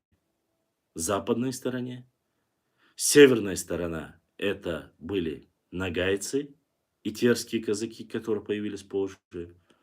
С восточной стороны мы граничили с кумыками. И с южной стороны грузинами. И только небольшая часть юго-восточной стороны, горная часть, мы граничили с Юлей. С лидойцами граничили, с грузинами граничили. И юго-западная сторона мы граничили с ингушами. Это в горной части. Вот. А остальных народов, насколько я знаю, с нами не граничили, их никогда не было. Переселили потом, да, кого-то переселяли. Вот. Это было. Во время имамата Шамиля, конечно, переселяли. Особенно переселение, наверное, большая часть мухаджиров переселилась, ну, если можно сказать, мухаджиров, переселение произошло во время имама Шамиля. Большая часть. Это вот восточная часть. Хотя, если быть исторически справедливым, наверное, это сперва адыги на западной стороне, когда их начали теснить во время шейха Мансура, переселились. Вот. Немного, но переселились. И они стали единым народом со своими братьями. Потом имам Шамиль. И вот он таки переселял очень большие. Вот у него понятие национальности, национального государства не было такого понимания. Для него мусульманин и все. Вот он и последнее окончательное нашествие произошло во время депортации чеченского народа, когда вплоть до Шатоя начали заселяться сюлинцы, в западную часть небольшие начали переселяться сюда грузины, осетины, северная часть это казачество, включая Грозное, Петропавловка, Илиновка, ну, то есть это вторая кордонная линия по Сунже. Они были сперва первая кордонная линия, это Терек, вторая кордонная линия, это Сунжи. То есть максимально загнать чеченцев в горы, чтобы они там от голода начали умирать или были более покорны царской России во времена Ермолова. Это стратегия Ермолова. Кавказская линия, Кавказский фронт называют по-разному. Ну, факт остается от этого. Хрен редьки не слаще, есть такая поговорка. Вот так вот и все было. Нравится, не нравится, терпи, моя красавица. Исторические материалы, как бы ты ни пытал крутить, да, они разные, но фактически они сводятся к одному. Сводится к одному, ее не заменить. И исторические параллели какие-то проводить. Возможно ли это? Можно ли это сделать? Конечно, можно просматривать. Тот, кто к тебе относился хорошо, испокон веков, у него политика не меняется. Участь адыгского народа, которых фактически 90% живет сегодня за пределами,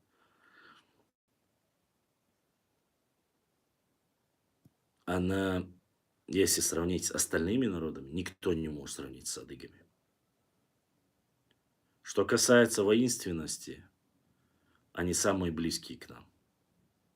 И больше потеряли вот в плане территории, в плане истории, культуры они потеряли. Те, которые уехали, многие утеряли свой язык, утеряли свои адаты. Некоторые общества потеряли даже, окончательно уже потеряли язык. Вот. Ну, не только они, конечно. Наши ученые доказывают, что и балкарцы, и карачаевцы, являясь автохтонным народом Кавказа, утеряли свой родной язык под влиянием татаро-монгольского ига. И сегодня они считаются уже тюркскими языками у них. Родной язык это тюркский. Плохо ли, хорошо, мы не об этом говорим.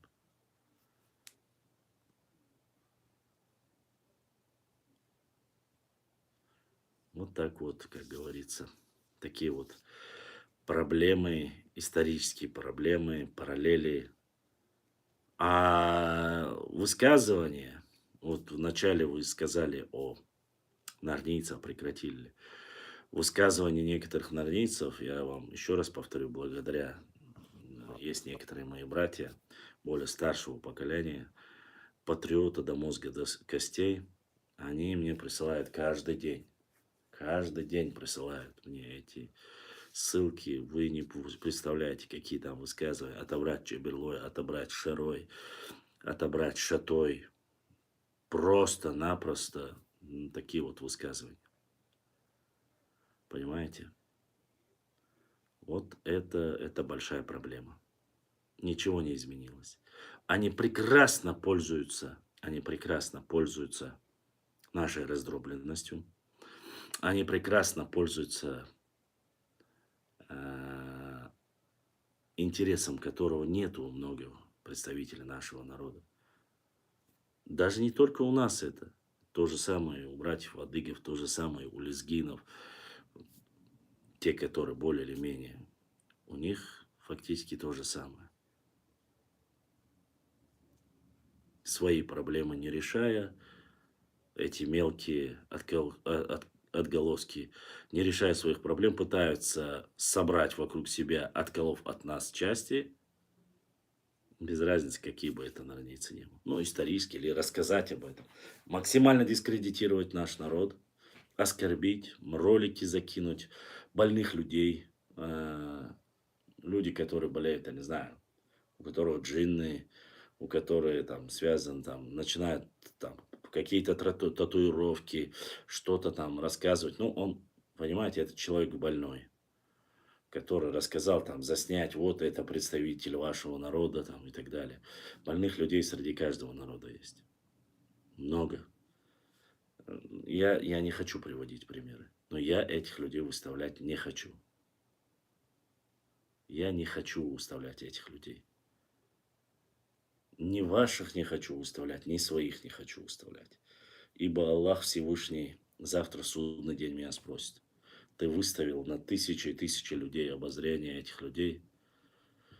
По моей милости он может излечиться, или по моей милости я его наказал. Какое ты имеешь право? Я смогу ли ответить перед Всевышним? Я уже одной ногой в могиле взрослый человек. Я это понимаю. И каждый должен это понимать.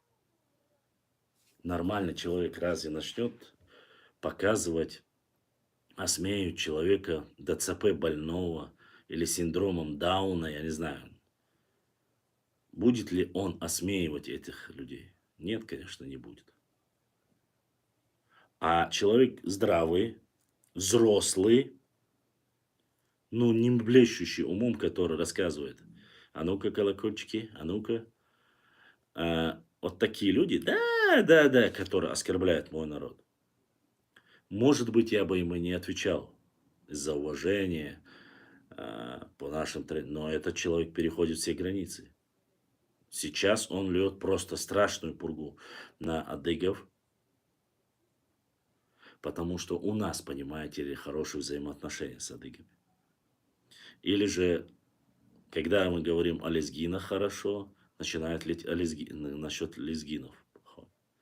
Когда мы начинаем говорить что-то полезное, приятное, не знаю, в дружеских отношениях с грузинами, они говорят, не, вы не столько, а мы ближе, мы вот один народ. Да мы не спорим, хотите будьте с кем хотите. Мы никому ничего не вылизываем, нам это не нужно. Я говорю это тем нарнийцам, которые пытаются каким-то антиподом выставить нас. Мы здравый, сложившийся народ. Но, к сожалению, наш самый большой бич – это наша необразованность и наше высокомерие. Больше всего я боюсь за высокомерие своего народа. Потому что, когда собираются, особенно однотейповцы, любые однотейповцы, начинают говорить, да чуть ли не каждый пророк. Мы, если бы не наш тейп, о нас везде говорится, не делайте такого. Не делайте. Это неправда, во-первых. А во-вторых, вы делаете все для того, чтобы уничтожить этот народ. Важнее всего вера Всевышнего Аллаха и умма Мухаммада, саллаллаху алейхи вассалям. Если вы мусульманин, второе, если вы мусульманин, это уходит. А мы все мусульмане, иншаллах, достойные мусульмане. Я надеюсь на это. Второе, самое важное. Вот я вам говорю о градации. Первое, второе, третье. Второе, это мой народ. Нету ничего важнее моего народа. Назло ногчи народу, ногчи уса. Назло ногчи народу. Они готовы финансировать все, что угодно могут сделать. Амин. Амин. Масера дуэль. Второе. После того, как народ, потом уже идет непосредственно дальше вайр, то есть сообщество тейпов, родственные, проживающие на одной территории. Тухом онц. Потом это входит уже юрчи, уляйл, ярчи, гергалыш, побратимы, улица. Вот. Потом уже идет тейп. После тейпа идет моя семья. Моя семья, я. Вот так, оно идет сверху вниз. Кто-то может сверху вниз использовать, кто-то снизу вверх может использовать. Но выдергивать из них и делать по отдельности, это разрушает всю структуру. Всю структуру разрушает. И исторически, и географически мы не можем представить себя без той или иной части наш единый народ. Еще раз хочу, чтобы вы понимали. Не может быть отдельный народ с нашим языком, с нашей культурой, с одинаковым ДНК и всем остальным. Ну, имеется в виду, вот, проживающие непосредственно. Нет, я не говорю, что там ДНК может быть и в Японии такой же, как у меня, там, грубо говоря, гаплогруппа. Сейчас речь не об этом, имеется в виду на этой территории проживающих. И ДНК показывает родство. 100 лет, 200 лет, 500 лет, 600 лет, 800 лет. Это для автохтонного народа, вот. 1000 лет даже, вот. Для автохтонного народа. А все как один, и лингвисты, и генетики говорят, что нохчий народ – это автохтонный народ. И грузины это говорят, и армяне это говорят. Все. И они прекрасно это знают. Мы не пришлый народ. А если и перемещались, то не на большие расстояния. А значит, если мы являемся автохтонным народом, с единой культурой, с единым языком, почему мы не можем быть единым народом? Вот элементарно логический вопрос. А знаете почему? Гордыня и высокомерие. Два фактора, которые может погубить. Почему? Поссорившись с кем-то, не получив определенной финансовой поддержки, или там, ну не получилось у человека, это не обозначает, что ты должен отделиться от всего народа, что ты должен порвать все связи. Это как с друзьями. Я не стану худше для тебя братом, если не смогу в нужный день тебе дать деньги. Подумай о том, что у меня, может быть, нету этих денег. Какая-то трагедия у тебя, я могу не знать и не попасть на этот, и так далее, и тому подобное. Но ты после этого делай вывод, ты отказываешься от меня, от родства, от части своей, своего народа. И говоришь, мы там, нас отдельно тейп, мы вообще не такие, мы на самом деле этакие, этакие. Перед всем остальным миром ты будешь или вымирающий народ, что не является истиной. Ты не вымираешь, и просто ты часть народа, которая откололась и возомнила о себе, что ты отдельный народ. Пытаешься сделать. Я говорю только о нас, моем народе. Сразу прошу соседей там не воспринимать свой адрес. Но ты можешь уехать.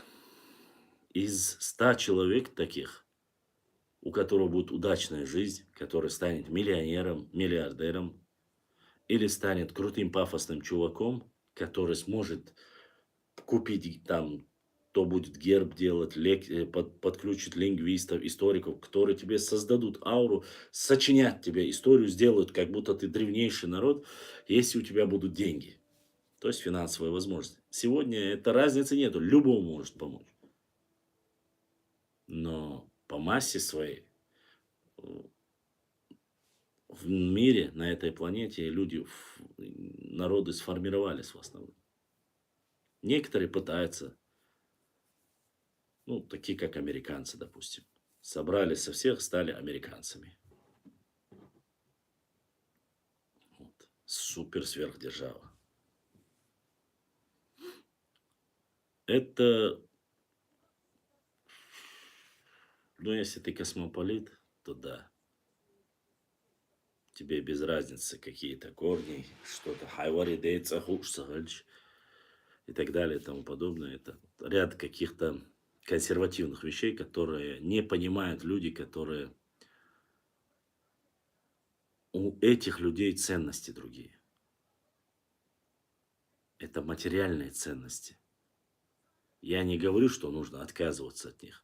Но если сегодня поставить и тебе скажут, Это вопрос каждому сегодня, кто смотрит этот эфир. Если тебе скажут, вот $1 000 000 и вот американский паспорт, ну, грубо говоря, американский, швейцарский, без разницы. Но условия, ты выучишь американский язык, ты откажешься от своей национальности, откажешься там, ну, грубо говоря, от своей религии. Согласишься ли ты с этим? Согласишься ли ты с этим? Вот это должны вы задать себе вопрос. Человек, который имеет какие-то корни, он никогда не согласится. А человек, который не имеет, то такой. Ассаламу алейкум, Башлам. Ты эту тему, кстати, затронул. В моем понимании, это всего лишь твой адрес, который в случае необходимости ты должен будешь предъявить по месту запроса интересующей стороне. Я не понял, магазин, ты о чем вообще сейчас говоришь? Поясни мне, что ты говоришь. Ва алейкум ассалам для начала. Ты эту тему, кстати, затронул. Какую тему я затронул? В моем понимании, это всего лишь твой адрес, который в случае необходимости. Объясни, о чем ты? 995 магазин. Тогда, может, я отвечу тебе. Тиха нарнийская ночь, сегодня что-то притихли они. Да нет, почему? Они слушают, они участвуют, они не участвуют, они в основном прислушиваются, а потом будут уже и говорить некоторые генералы стратегического назначения, что я не знаю такого человека, то он подряд во всех эфирах называл мое имя, говорил, пока он не остановится. Все они знают, когда начинают общаться, особенно некоторые старшее поколение, мне говорят, у нас в республике тебя все знают, ненавидят, хотя я не знаю, почему ненавидеть. Я ни одного никогда в жизни народ не оскорблял и не собираюсь, ни один тейп не оскорблял, ни язык не оскорблял. Я пытаюсь сказать только одно. Всем недоброжелателям моего народа, какой бы он национальности не был, вот ему я по историческим фактам, по истории, лингвистике и географии буду доказывать, что он просто неуч, баран, извините за выражение, может это некрасиво, конечно, звучит, и человек, у которого комплекс неполноценности. Вот. Только человек, у которого свои проблемы и комплекс неполноценности, он все время будет пытаться оскорблять чужой народ, задеть его или что-либо. Я же вам объясняю, до 2018 года, пока вот эта байда не поднялась, я никому ничего не говорил. Я даже не понимал, что может быть такая проблема. А когда начал глубоко погружаться, я понял, я нашел все ниточки, фактически все ниточки, слабости, сильные стороны нашего народа, взаимоотношения и все остальное. Я это все нашел. Вот. Ну, я попрошу прощения, баран, наверное, некрасиво, да. Вот такая вот тема. И я хочу, конечно же, исправить. Я оставляю максимально ссылки исторические, там, видео, касающиеся моего народа. Религии, народа, какие-то вот такие моменты. Если получится, конечно. Выгодно. Твое мнение. Мое мнение. Если это мое мнение, я скажу просто, это мое мнение. Все. Остальное меня не касается.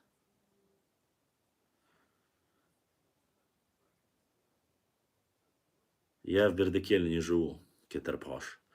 Я не живу там с 4-го года фактически. Уже 18 лет я не живу там. Не живу там уже 18 лет. 18 лет я живу, учился, заканчивал в моей родной столице, непосредственно уже 18 лет. Что касается проживания в родовом селении, ну, наверное, после основания Бердыкеля мы уже перебрались туда. Бердкел находится между Аргуном и Грозным. Вот. До этого, по следам, по словам наших старейшин, Чечен-аул. До Чечен-аула Старой Атаги, Сержинюрт, Эхшбет и вот так вверх. Некоторые говорят Шали, но я не нашел корней в Шалях. Да, там есть однотейповцы мои, но Сиж, Ойл, Шейль, Старые Атаги, Чечен и Бердекель.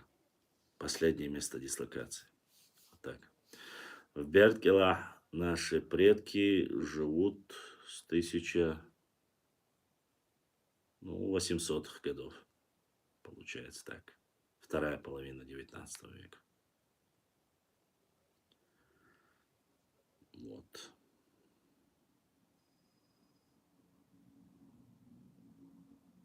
Вы это этапно, вы поэтапно. Я не понял, вы поэтапно. Вы задаете вопросы как-то.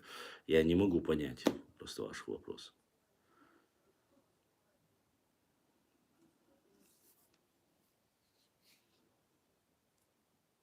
Вот.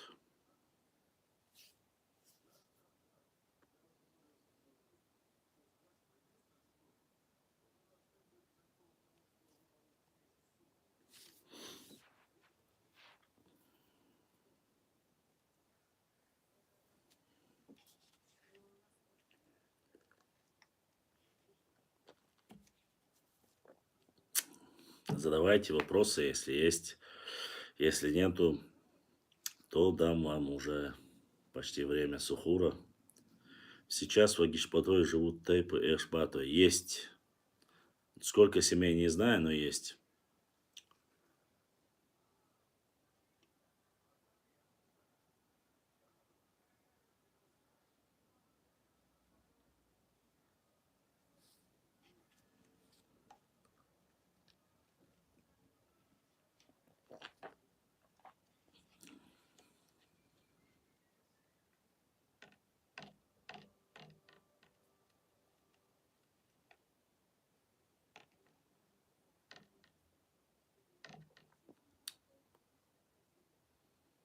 Есть другие тейпы тоже.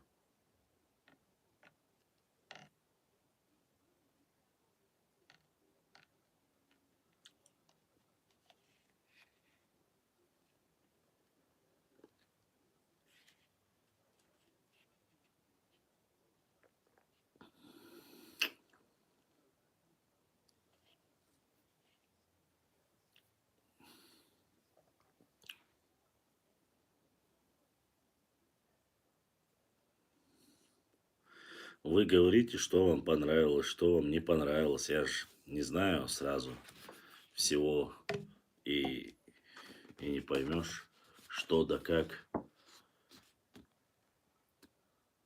Поэтому что вам интересно, что не интересно, что вам понравилось, не понравилось.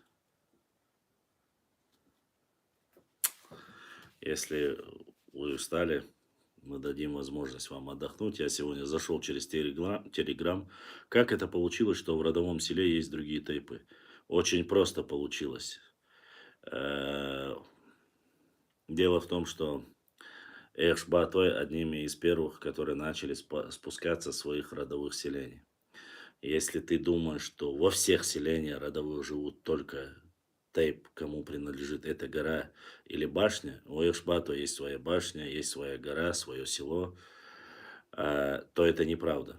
Дело в том, что во время имамата Шамиля многие народы убивали, становились вместо, как бы говорится, посвободнее, позволяли там близкородственным, однотейповцам, братьям, хоть не одного тейпа, но вот разрешали. Есть некоторые, которые не позволяют этого, но это, допустим, возьмем Нашху. Хотя это прародина всех нашхоевцев, там проживали не одни нашхоевцы, там проживали одни из самых там нашмахоевских важных больших тейпов, 9 тейпов. Они не являются нашхой, но они проживали на горе, они строили там башни, потому что понятие народа важнее, чем понятие тейпа. Хотя и одно другому не мешает. Как это получилось? Очень просто. Сегодня, это вот урбанизация, может быть, более правильный термин. Сегодня в Грозном проживают же разные тейпы. Сегодня в Шатойском районе тоже проживают разные тейпы. Не те, которые исконно там должны были проживать. Есть некоторые тейпы, которые во время кроны вместе переселились, там поселились и так далее. Хотя это исконно там пам той, хак кой, сет той, гат той, вашан друай, тум свай, зум свай, ну и так далее и тому подобное. Кроме этих тейпов, там же есть и другие, которые более позже пришли на эти места. И сегодня, кстати, их стало не меньше, они доминирующие даже есть некоторые. Поэтому не нужно спешить, не нужно рассказывать о том, как так получилось. Очень просто получилось. Вот. Не уверен, что везде это.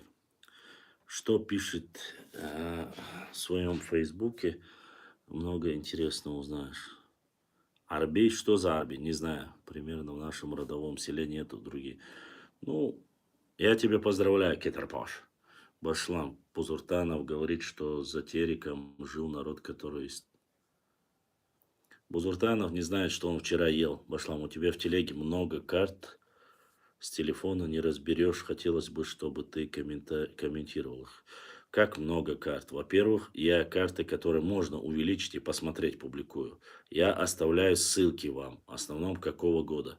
Зайдите в интернет, в любом, с компьютера, вбейте их. Такого-то года карта Кавказа, карта Чечни. Вы можете найти ее более широком, и все. Про Исраилов было бы интересно послушать. Про Исраилова, конечно, мы соберем, посмотрим материал. Очень скудный материал, очень мало о них написано. Вот, но со временем все будет. Вы не спешите, извините, к сожалению, у меня ограничены возможности. Он был и на стороне коммунистов, и сражался против коммунистов. Ты не забывай, что он получил образование военное среди коммунистов. Но потом уже разочаровался и перешел на другую сторону, так сказать. Ушел на вольные хлеба. Однозначно здесь судить нельзя. Как и Бейбулат Таймиев, как и шейх Мансур. Многие наши представители, как и Хасуха, никто от хорошей жизни не становился абреком и не уходил. Как и Зелимхан Харачоевский. Вот, поэтому надо быть умнее, надо быть более прагматичным, понимать это. При определенных обстоятельствах люди становились абреками. То есть несправедливость, будь то нехорошее отношение к народу, у каждого по-своему. У каждого своя жизнь, поэтому мы никого не осуждаем, но и не будем не оскорблять. А что касается материалов, я соберу материалы. К сожалению, каждая книга, каждый квиток, каждая бумага, я уже не говорю про карты, которые очень дорогие. Вы уж извините, у меня нет возможности, я не богатый. И плюс ко всему многие начинают там меня обвинять, что я работаю на государство, что мне там Рамзан заплатил, или там лорд заплатил, или кто-либо заплатил. Никто ничего не платил. Вот, Залимхану нас отняли. Да, фигня это, никто не отнял. У нас ни Залимхана, ни Байсангура, никого. Ни Ашер-Хаджи, ни Тошо-Хаджи, никого не отняли. Просто нету людей, которые хотят работать над этим. Потому что нужно много работать, потому что много тратить нужно. А из своего кармана тратить всегда трудно. А помогать таким людям наши не хотят. Да, максимум, что там, один поднимает панику, те, которые на тейповых съездах соберут деньги, там напишут книгу про свой тейп. Понимаете? Вот и вся проблема. Про него книга есть еще до него, Кетарпаш. До Джамлея Ингушского написали многие уже про Зелимхана Харачоевского. Так что он свое видение только изложил. Вот. Я не знаю, конечно же. Ну, там их много, кроме Ума Дуева, Батуко, Талхиг, Шуайб Мулат, Цинтароевский. Их сколько только. Ты видел ролик Бузуртанов, где он показывает на карте деревья, но есть лес, полоса, и говорит, что это разрушенный ингушский сел. Да, я видел, конечно. Нету ничего из старого, что я не видел в Израиле. Вы многие, которые только сейчас заинтересовались этим, присылаете мне это, но я же работаю, я это все вижу. Вы не представляете, сколько я всего уже видел. Я многие не выкладывал, дабы не оскорбить этих людей. Я мог бы жестко просто стебаться каждый день, на каждом его предложении выставлять на смех и так далее. Но я не делаю этого. Даже когда я его прямую ложь касаемо нашего народа разоблачаю, меня сделали там чуть ли не что я ненавижу и так далее. Там. Да нет у меня никакой ненависти никому. У меня есть презрение к людям, кто оскорбляет мной народ. Вот. Э, Поэтому с этим проблем нет. Проблемы есть в определенном времени. Времени мало, а сил нужно. Вот сейчас весна, сейчас время выезжать в горы, сейчас нужно искать, делать новые материалы, а возможностей, к сожалению, мало. Вот. Для меня это проблема. Любителей ходить у кого-либо что-либо просить я не буду. Поэтому из того, что есть, мы пытаемся сделать. Но ничего, у меня 6-7 платформ.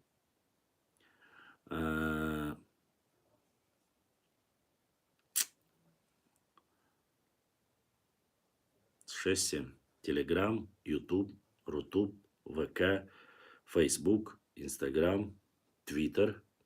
Что я пропустил еще? В Одноклассниках вроде тоже есть, но я не знаю. Там, говорят, кто-то клонирует моих. Вот 8 платформ, и везде я закидываю. Пытаюсь. Сегодня возможности нет у моего брата Ибраима, имеется в виду финансовую, но технически очень, очень сильно мне помогает.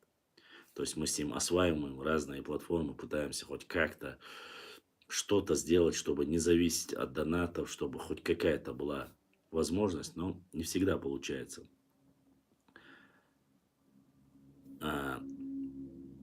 Пытаемся делать, пытаемся выживать. И да, будем делать все максимально, чтобы доводить. Вот, да,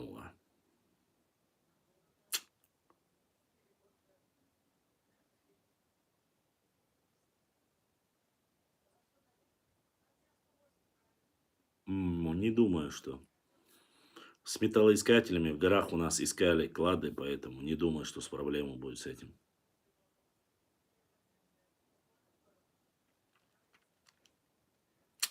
Поэтому так. Ладно, уважаемые друзья, к сожалению, больше, как говорится, тянуть я не могу. У нас осталось 3 минуты. К сожалению, больше трафика у меня нету. Завтра я постараюсь сделать чуть пораньше. В Ютубе или в Телеграме, я не знаю. Я хотел в Телеграме, я зашел в Телеграм сегодня, но 3-4 человека туда всего лишь заходило, и я вышел оттуда. Я зашел в Ютубе сегодня. Достаточно людей зашло уже. Ну, достаточно для меня. 50, я смотрел, 50 с лишним заходили. Вот, к сожалению, больше продлить я не смогу. Возможности у нас ограничены. Очень даже ограничены. Всем огромное спасибо вам. Масарна Дерес Хейл.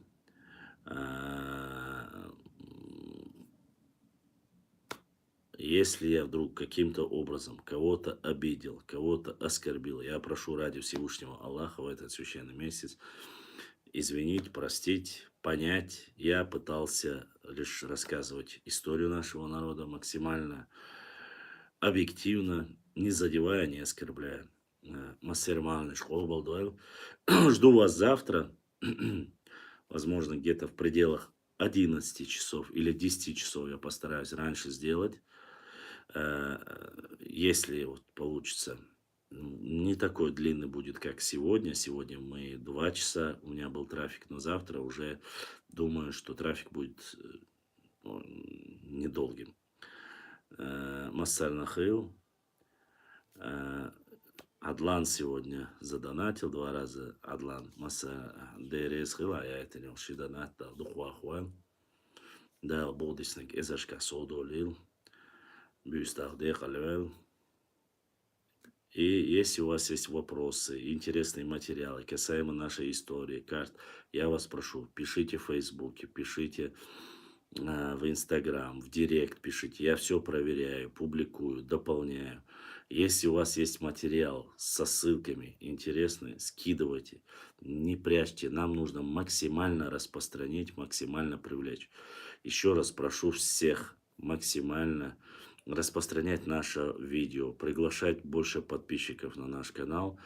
Это очень важно. Только вместе мы сможем достигнуть каких-то результатов, сделать что-то полезное для нашего народа, полезное для нашей истории, географии, культуры, все что угодно. Мы не имеем права ни морального, ни нравственного, не имеем права оставлять свой народ, оставлять свою историю, оставлять свою родину. Мы и так очень много потеряли. Если дальше мы будем таким образом деградировать, и нас будет интересовать только война, только деньги, и только вот блатные вот эти вот темы, наш народ перестанет существовать. Этот прогноз, и вы сами прекрасно знаете, что это так будет. Поэтому будьте осторожнее. Не поддавайтесь на провокации, не поддавайтесь на авантюры. Сделайте так, чтобы ваш народ выжил, несмотря на все козни, чтобы ваша родина еще тысяча лет существовала и приумножалась в исторических размерах, какая она была всегда. И ваш народ. Дайте нам возродиться, дайте премиллион, ит-миллион, ошка, и тысяч, бусулба дольше, нохчи дольше, военка уешум дацер. Шушаш церц дольше, Аллах дал эту бирбар, уэй дуаг цена дуэй, дуаг кейда дуэй, уэй диккам дуэй, хазкам дуэй, уэн уешек барти, оуши китер, оуши إخوة حجر غوچومان دیح أخچن دیحم خلدوتك دوي а так дикчуман диахвая цанхал дизвая. И не поддавайтесь, не будьте наивными, не поддавайтесь на всякого рода красивым словам. Доведите до конца то, что начали.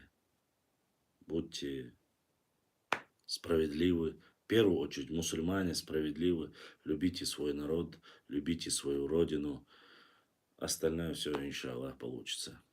Всем доброй ночи, Марниш Кобалдол. Не забывайте писать комментарии в Ютубе. Я не знаю, Ибраим, почему, но у нас перестали показывать комментарии в Ютубе.